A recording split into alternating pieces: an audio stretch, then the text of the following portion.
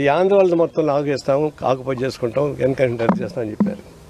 కేంద్ర గవర్నమెంట్కి వచ్చి అట్లా బొస్స కొట్టింది. రాత్రి ఏమైందో కానీ మొత్తం సైలెంట్ అయిపోయింది.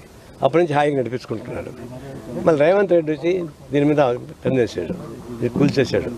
మనం స్వాగతిస్తున్నాం. ఇది మరీ అన్యాయమైనటువంటి దురాకంతో కూడుకునేటువంటి పబ్లిక్ ప్రాపర్టీ డ్యూటీ చేసినటువంటి సంస్థగా మారింది. దీన్ని కూల్చేయడం మంచిదే.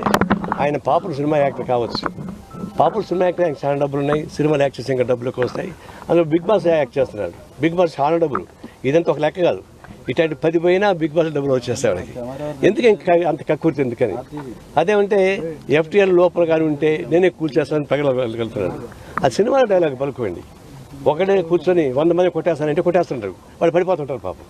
అది సినిమా డైలాగ్ అనుకుంటున్నాడు. నేనే ఇక్కడ డైరెక్ట్ ఇక్కడే ఉన్నా, చెరువు ఇక్కడ ఉంది, నా చేతికి అందే చెరువు ఉంది.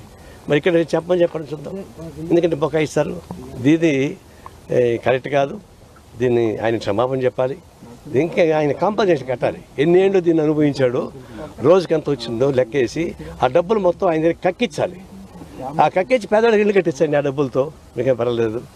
దీంతో పాటు ఇంకా టౌన్లో సిటీలు చాలా వస్తున్నాయి. ఇప్పుడు మల్లారెడ్డి చాలా భూ మాఫియా. ఆయన చెరువులు ఇదాని చెరువు సగం కనిపిస్తూ ఉంది. చెరువు కనపడి కూడా మొత్తం ఆక్రమించి ఇంజనీరింగ్ కాలేజీ కట్టేశాడు. అట్లా ఇంకొక పల్లా రాజేష్ రెడ్డి ఆయన అట్లాగే చేశాడు.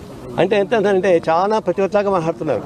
మేమేమి తప్పే చేయలేదు, తప్పంతా గవర్నమెంటే చేస్తామని చెప్తున్నారు. వాళ్ళేమో చెరువులు ఇల్లు కట్టుకున్నారు, వ్యాపార సంస్థ పెట్టుకున్నారు, కాలేజీ పెట్టుకున్నారు, ఫంక్షన్ హాల్స్ పెట్టుకున్నారు. మేము చాలా శుద్ధ హరిచంద్ర అని చెప్పి చెప్తా ఉంటాం. ఇది ఎట్లా మాట నాకు అర్థం కాదు.